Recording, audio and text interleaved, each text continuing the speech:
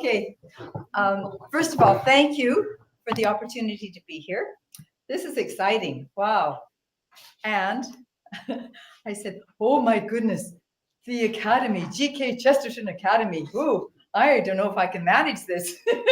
So then, even though I studied GK Chesterton in high school, I said, boy, I better do my homework. So out came the computer and went online and tried to refresh my memory just a little bit. So, but good to be here. And I just hope we can have a dialogue, okay? I want to learn from you people because you're here. You've got a special hunger and thirst to learn. And I hope we can learn together, okay? Even in the few minutes that we have. And I'd love to know your names first. So, do you want to start? Sure. Thomas. Thomas. Sophie. Sophie. I'm Margaret. Margaret. Paulina. Olivia. Gemma. Tara. Rex. Ollie. Karen. Okay, and everybody back there, hello. Yes, it's Peter and Mr. Geiger. Oh, Mr. Geiger. He went back to our other office. Oh, okay, Yeah. okay. Yeah. So, anyway. What strikes me is when you say your names, each one of us is called by name. And our name is so precious to us, so special. God says, I've called you by name. You are mine. And in this academy, you're being called, I think, in a very special way to live out the vision, the charism, really, of G.K. Chesterton in your following of Jesus, so that everybody whose lives are interwoven with yours can show to the world, show to each one of them that you too are precious and loved and called by name. And my friends, our world desperately needs people like yourselves. And again, if we go back to G.K. Chesterton and just his moral vision, his desire that there can be communities that are neighborly, that are inclusive, that draw others in, that look at the social needs and concerns of one another. That's so desperately needed in our world today. So you are blessed to have felt the desire to be able to be part of the G.K. Chesterton Academy, but also you are to be a blessing. We've got abundant gifts. Half the time we don't know a quarter. Hello.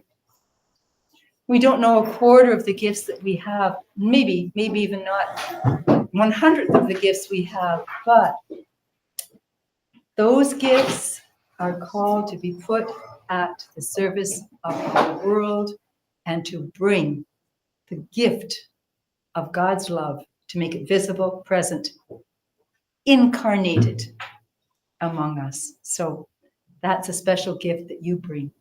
Welcome. I just asked names. So So, two Sophies. Okay, very good. Lots of wisdom in this room, right? Sophia, name for God, wisdom. Okay, so before launching into a little bit about Lorena and my journey as a sister,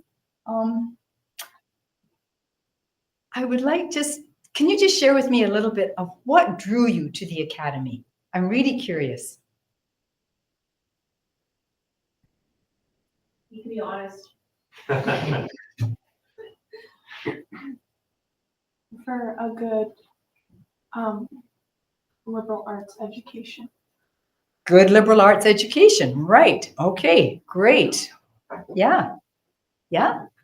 I had a really rough time in grade 10 and I didn't really know where else to go, and I was kind of just done with going to these like Catholic schools that weren't really Catholic and not feeling supported or not really having teachers that would listen to me.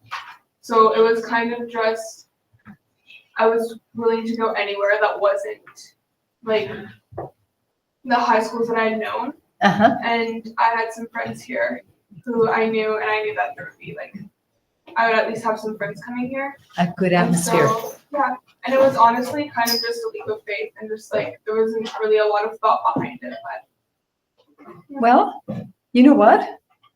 When I share my story about becoming a sister, that kind of ties in. It was a leap in faith, believe you me, and it was kind of circuitous, okay? Thank you. Okay. So you found the kind of support here that you're hoping for, you were longing for. Yeah, okay. That honors who you are. Yeah. Yeah, okay. Anybody else?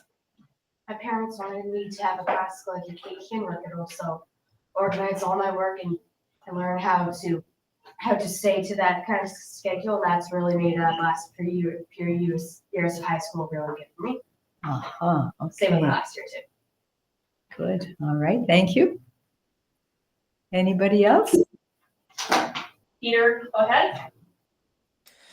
There were a number of reasons, but I think the biggest one for me was that my mom bought me a computer.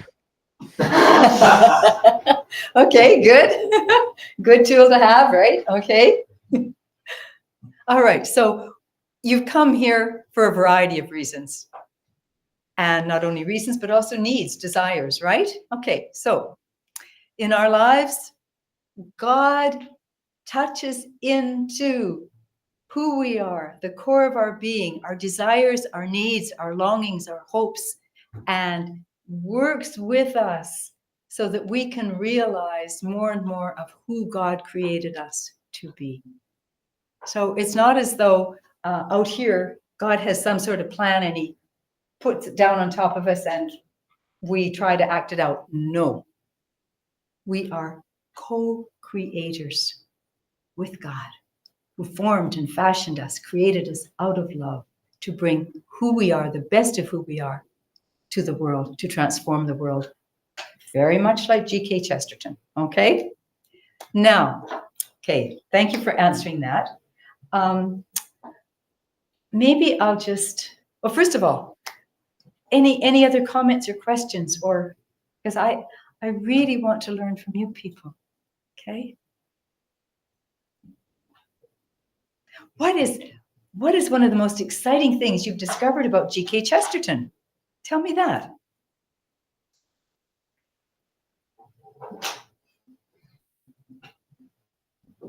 No. Okay. All right. Well, when we talk about Lorena, I'm going to try and bring that in again, okay? So be prepared. So Lorena is named after a woman by the name of Mother Lorena. And Mother Lorena was an Anglican, a member of an Anglican community of women religious down in the United States, in the state of New York. And Mother Lorena, along with a priest, whose name I can't remember at the moment. Anyway, they felt called to the Catholic faith. And so they left the Anglican faith and became Catholic. And when they did that, then others of the sisters, followers with Mother Lorena, and then priests who were living in community with their founder, the priest, they came together and formed the Franciscan Sisters of the Atonement and the Franciscan Friars. Emphasis on atonement, bringing together, bringing into oneness, okay? And part of their ministry, part of their mission was to foster a stronger understanding between the Anglican and the Catholic community, but especially through service to the poor, the marginalized, the vulnerable in society. And eventually a group of them came to Edmonton, a group of the sisters came to Edmonton, and they established the Atonement Home in Edmonton, and they welcomed orphan children there. And then over the years, that kind of evolved into other things. They ran various programs, like Head Start programs, things like that. And then they also opened what is called Lorena Shelter after Mother Mary Lorena, okay? A place of welcome for women and children fleeing domestic or intimate partner violence. And they ran Lorena Shelter until April 1st, 2021, when Catholic Social Services, where I work, took over the management of it and ultimately purchased the land and so forth from the sisters because they could no longer look after it. But the whole, we talk about the word charism. Anybody want to take a guess at what charism means? Do you know any Latin? Caritas? Anyone? Charity, caritas. Who's the source of caritas?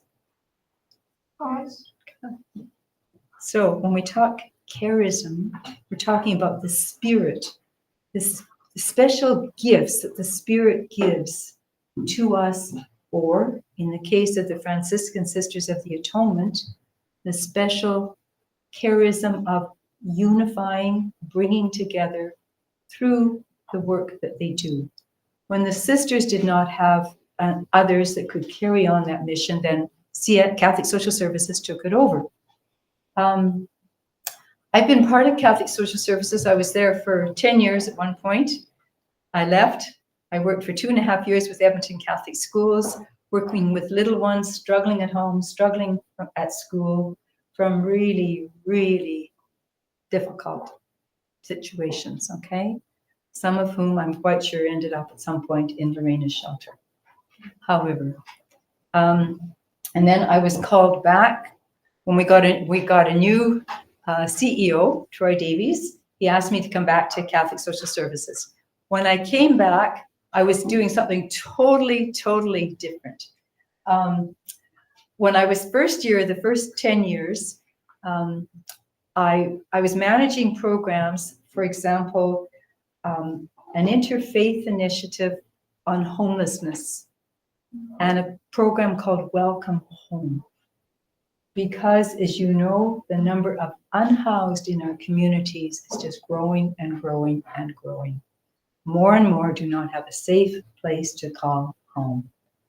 So, Welcome Home matches someone who has been living on the streets for 6 months, 2 years, 5 years, up to 25 years that I know of, matches that person when he or she gets a little place to live in with 2 volunteers. And they come together once a week, the participant and the 2 volunteers, they have $40 a month, big spending money, and the volunteers with the participants decide, what are we going to do for this week? To have fun together, to do whatever the participant wants to do, okay? Make it special for him or her.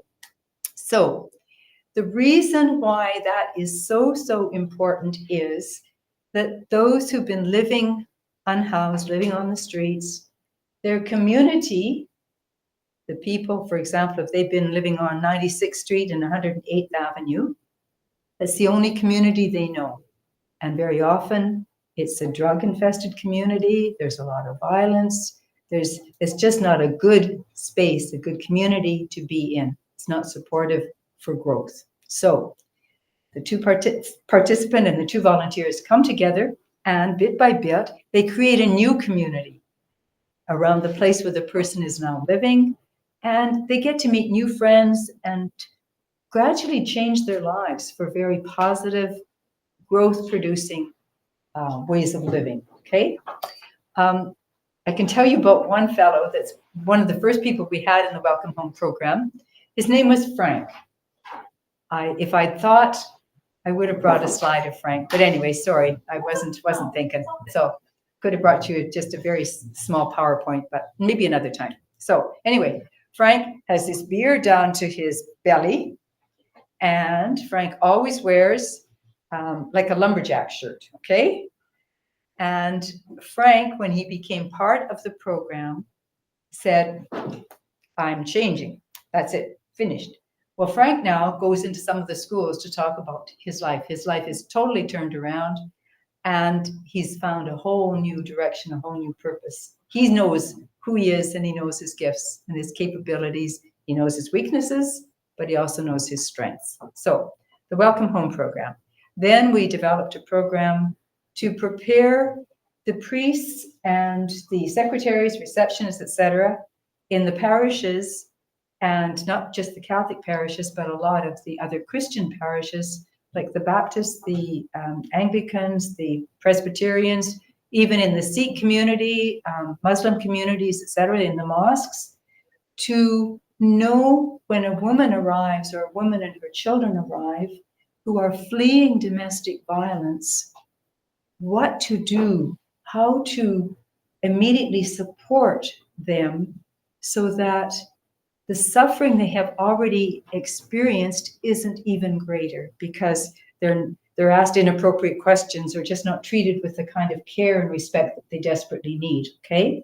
So, and then a third program for temporary foreign workers. That was the first 10 years. Then, fast forward to today. So, when I went back to Catholic Social Services, I became part of the spiritual care team. And the spiritual care team is a group of 4 of us, 2 deacons in the Edmonton area, a young woman in Red Deer, and then myself. And prior to COVID, we would go into all the residents with adults with disabilities and into the residents with our vulnerable youth. We run 7 programs for our vulnerable youth, starting from a place called Safe House or Sainte Marguerite Bourgeois, through to various levels of development of the young people, to the point where the last one is called SIL, which is supported independent living, where the young people have really made a lot of changes in their lives and they're stronger, they're able to get back into school, and just they've learned a lot, they've grown, they've changed, okay? But they still need some support. And so into the homes with residents with disabilities and our vulnerable youth. However, COVID hit. So when COVID hit, the spiritual care team could not go into any of the residences. It was not permitted through Alberta Health Services. So fortunately, Dr. Troy Davies said to me, would you like to be seconded into development and community relations? Now, development community relations, I know nothing about fundraising and all that world. And all of a sudden, online, we were trying to do presentations in the school and say to students, these are the programs we offer. We need your help doing this or that. We need you to fundraise for us so we can keep the Sign of Hope going, et cetera, et cetera. And all these graphs and this lingo, et cetera, I thought, dear God, what have I done? I was terrified. Fortunately, we had a beautiful director from Ireland by the name of Owen Murray. And Owen said to me, Sister Mary Clare, don't worry. You can get it. I'll hang in there with you. I'll teach you what you have to learn and you can move forward. And then when COVID ended and we were back in the schools, like, I love being in the schools. I love being with the students and learning together and so forth. So we're now being able to do presentations and outreach into 5 Catholic school divisions. And we've opened the doors this year into 3 schools in the public school division in the Edmonton, well, not just Edmonton, no. So Star Catholic in Leduc and Drayton Valley and all that area, and then Edmonton Catholic, and then Evergreen, west of Edmonton, west and northwest, Greater St. Albert Catholic, and last but not least, Elk Island Catholic. So that's a little bit about Catholic Social Services. In addition to those programs I've mentioned, we have immigration and settlement services. And you people 2 years ago, when we had our refugee relief fund, were wonderful in terms of fundraising for us, for the newcomers from Ukraine, but also refugees and immigrants that we serve. I'd like to share a story with you, a powerful experience of being able to welcome refugees. Okay? Okay. So, Edmonton was chosen by IRCC, Immigration, Refugee, Citizenship Canada, to be a hub to welcome newcomers, refugees, and immigrants to Canada. And the reason being that, well, first of all, we have the right kind of runways to be able to taxi the great big planes that the refugees come in. But we've got an incredible team or series of teams in ISS, Immigration Settlement Services, and Refugee Citizenship Canada recognized that.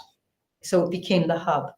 So 5 o'clock a year ago, February, remember the date, 22nd of February, I was out at the Edmonton International Airport, and we went through all the clearances and checks and so forth with customs, et cetera, produced all our ID, and then we were taken upstairs above the customs hall.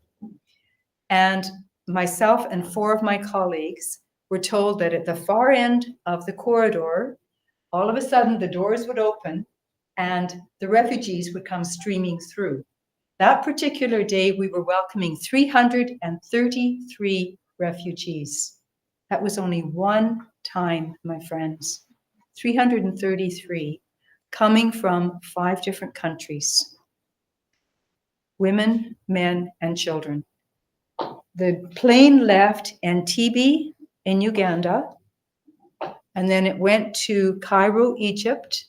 It picked up another whole group in Cairo, Egypt, and then they flew to Edmonton. 20 hours in transit. So all of a sudden, these doors opened, and as they did, I turned to one of my colleagues and I said, but I don't speak Arabic. Many of them speak Arabic. I don't speak Swahili. I don't speak Kinwanda, yes.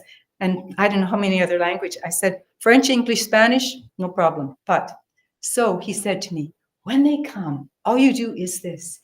You bow like this, touch your heart, and you say, salam. Okay, we'll do that. So, all of a sudden they started coming, and as they approached, salam, salam. And then I noticed that the men started going, salam. Whew, okay. But then when I saw the little ones, the children coming, I saw one mom with 5 little ones, single mom, 5 little ones coming from a refugee camp. Anyway, when they were approaching, I thought, what am I going to do? And then I thought, oh yeah, the peace sign. So I crouched down and I gave them the peace sign, and the little ones the peace sign back. And I thought, yep, we're connecting here. We've got a relationship here, okay? But then I thought, how do we get them downstairs? Like a mom with 5 little ones, for example. Well, I've got to go on the elevator. These people have never seen an elevator. So I thought, okay, what do you do next? So I picked up one of the little guys who was about 3 or 4 and took him over to the elevator. And I indicated to push my finger against his and told him to push the button, and the doors opened. So anyway, loaded them into the elevator and down we went. And I kept saying to the mom, okay, it's okay. Got downstairs. And when you arrive in the customs hall, literally it's like a snake, like this, okay? And we had that day people, well, in ISS, we have people that have 72 different languages between them, okay? So whatever languages were needed there that day, those people were up with the customs officer interpreting for the newly arrived refugees. Then all of a sudden, I noticed this woman, and I looked at her and I thought, I wonder, maybe she's 50, 60, I don't know. She could be 25 for all I know, but she looks elderly, broken, worn from being in the refugee camp or camps. So I went over to her, and we had like oranges and granola bars, water and all that stuff, and I handed it to her. And like this, but not a word was said. And I was trying to say to her, could I help her with her grocery cart that her things were in? And she just, okay, fine. So then finally everybody was through customs, and then we went outside, and there were all these groups of people, and it was cordoned off. And so again, I said to a colleague, well, why is there a group here, another group here, another group here, and so forth? And he explained that because Edmonton is the hub, then these people were, only 85 were staying in Edmonton that day. They were being sent elsewhere. So in this particular group, they were going to be flown to St. John's, Newfoundland, you can imagine. So they were going to stay overnight in a hotel and then, or 2 days in a hotel, and then off to St. John's, Newfoundland. So on the way over, they flew over St. John's, Newfoundland, but back they go.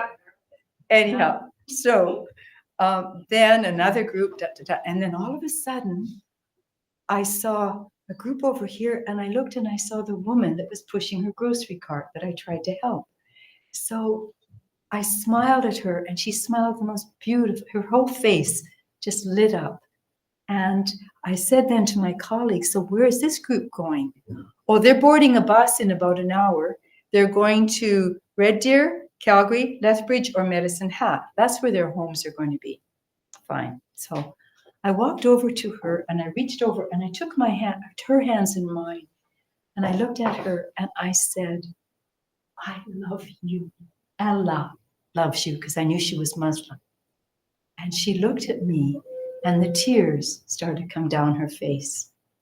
And then she took my hands and squeezed them. And then the young woman next to her said, oh, no, sorry. And then the woman in broken English said, I love you. So then the young woman next to her said, thank you. Thank you for welcoming us to Canada. This story touches me really, really deeply. Now my mom is happy.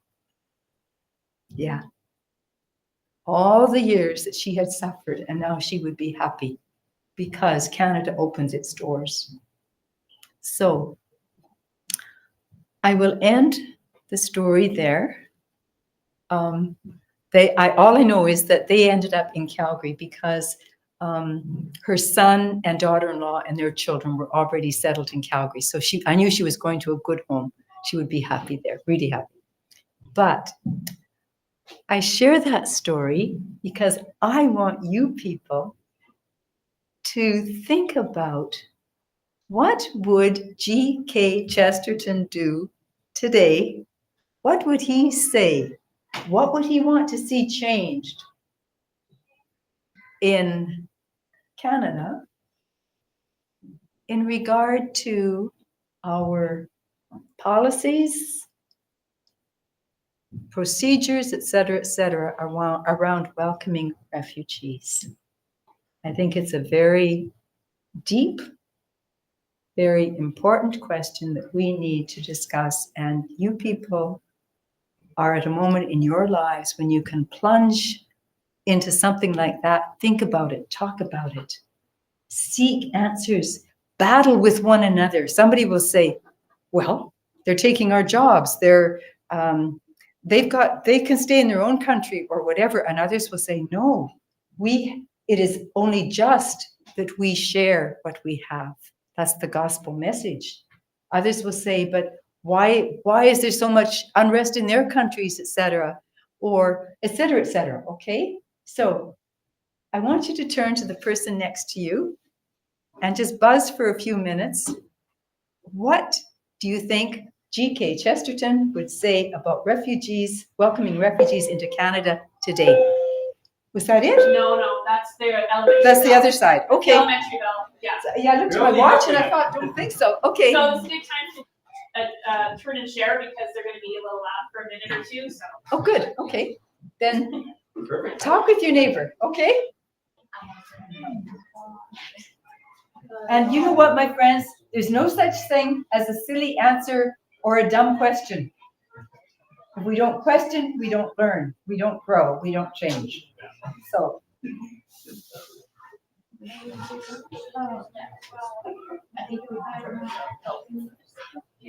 have no idea. You're like looking around for an answer, like in the air. You have no idea. Come on, look, really down. We'd say that.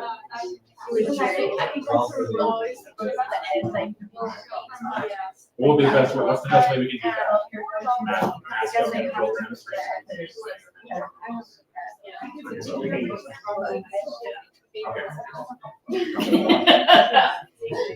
When did your dad is born?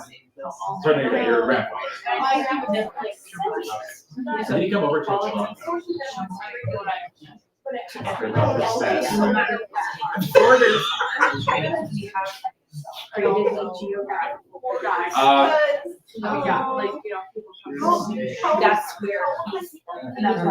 know.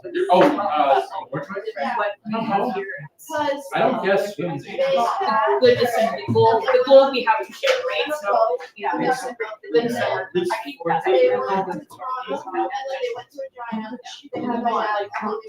So how did somebody receive them when they came to Canada, or where did they stay?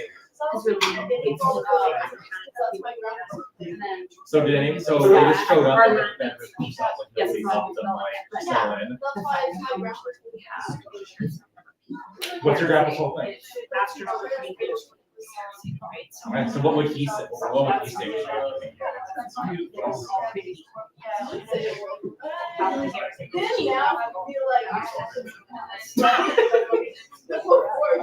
Does he live in his house? Did he give his house to you? I had his house first, and then How is that? So that's just way of bringing us so for by letting his own family stay there. but he is actually just about like his basement was dedicated to Right, like people like Christian pastor, right, yeah. Okay. And many will come here. So his grandfather was living Always talking comes about how he and was the always in majority his of basement. So nobody helped him. Nobody like received him when he came out. So he used his basement as it's not a hotel. coming here without I mean, story with you know, Yes, she can. Sophie would love to volunteer that. We'll take them on. We'll even move the microphone closer. Okay, my friends. So Sophie just got voluntold. Would you share your story? Oh, do I have to stand up?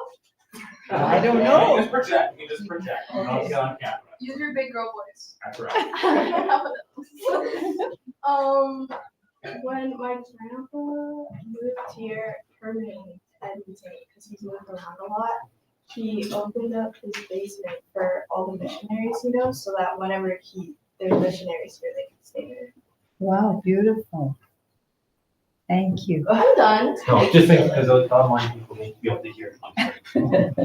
So he lived hospitality. He welcomed, which reminds me of something else. Have you ever heard of the sculpture called Angels Unaware? Okay, it's a phenomenal sculpture. You can look it up online, but it's done by a Canadian sculptor, and he's done many, many sculptures. One you may have heard of is the homeless man.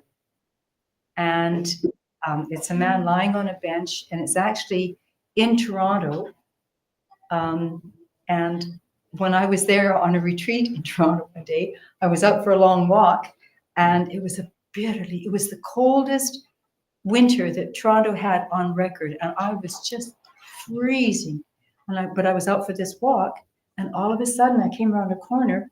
Oh my God, he won't survive. And then I walked up and I realized, oh, it's the sculpture. Anyway, but a little bit of an aside. But the Angels Unaware, it's based on the letter to the Hebrews, chapter 13, verse 2 of the letter to the Hebrews. And in that letter, the author, and so often we say it was Paul who authored the letter to the Hebrews. It wasn't St. Paul, it was somebody else, an unknown author. But anyway, he says, or the script says, never forget to be hospitable to strangers, because people unaware have welcomed angels. So never forget to show hospitality to the stranger, because people have been angels without being aware of it. Hence, angels unaware. Okay? So, I think we. oh, thank you. That's what you were trying to tell me. All right. Yeah. This one, this section here, I'll show it. Okay. Has anybody gone to St. Joseph Oratory in Montreal? Right. Okay. It's there. You were there? No. But Yeah. that's where St. Andre Bessette is from. They have the statue there, as well as right in St. Peter's Basilica, right in the outside in the courtyard. Right. They have it as well. That's right. Yeah. Mrs. Demore has a question or has her hand raised, anyways. Sorry. Our Mrs. Demore, principal, Mrs. principal. Demore, has her hand raised. Go ahead, Mrs. Demore. Thank you so much. I was raising my hand because I did have had the opportunity to go see it at St. Joseph's Oratory. Thank you so much for the work that you do as a child of two parents who immigrated from a different country. Everything from walking down the street and not being able to read the signs, to being able to not buy groceries because you're unsure even the currency is so different. So to have a friendly face and to have somebody who walks alongside and accompanies them made the world of a difference to my parents. So thank you so much for what you do for so many people who are looking for a place to call home and to raise their children and to experience joy again. So thank you very much for what you do. Thank you. And thank you for supporting us to do that, because we can't do it without your support. Okay? All right. I think I was supposed to talk about being a sister, wasn't I? I have 5 minutes In left. 5 minutes or less? I talked How too long much. have you been a sister? But I was also wanted to get feedback from the students. How long have I been a sister? Yeah. Oh, that's telling tales out of school. But I'll tell you, I entered the Ursulines of Jesus on the 19th of September, 1964. You're So 61. that's a few decades ago, huh? I'm ancient, That's not your birthday. like the dinosaur. You were only 10. Anyway, what did you come up with about what do you think G.K. Chesterton would say? Or try to change people's thinking about, yeah? He would obviously care about the equality between men and women, everyone, and then not let obstacles like borders or cultural differences get in the way of the importance of welcome. Beautiful. Thank you. Yeah. Yeah. We easily set up borders, don't we? Yeah. And borders keep the others out. And often borders are just because we want to protect ourselves. But the stranger is the person that I have never met, that I've never spoken with or begun to know. And so, yeah, they're a stranger until we can start building a relationship. So thank you. Yeah.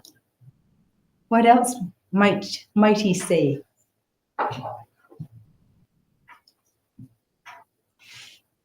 Do you think he might be writing to the Prime Minister and saying, what are we doing? Why are we doing this? How do we change society? I think so. He'd be writing and publishing and publishing. Exactly. And maybe doing a new Father Brown series. Yeah. Peter, go ahead. I was just like, one thing I was thinking about, Chesterton is like, he did have to deal with the refugee. He probably did write something about a refugee situation. I don't know what it was, but he was alive during World War II, and then there was the problem of the Jews who were being refugees from Central Europe. Exactly. Yeah. I don't know if fact- I don't know what he, oh, sorry. No, go ahead. No, sorry. I don't know if he did write anything, but my guess is that if he had a response to that, that would be the same response he'd have to the current problem. Mhm. It reminds me of his poem, The Godmakers. Because if those who are fleeing their homes because of war, all forms of poverty, violence, environmental disasters, etc., etc., etc., those who are ruling the government and it forces these people to leave. If we look at the poem, The Godmakers, I believe that we could transform that and say, when this dictator or this oligarch or whatever bowed down before the refugee that he was forcing out of his country, or she was forcing out of the country, that would be the incarnation, God becoming flesh and living among us, God maker. So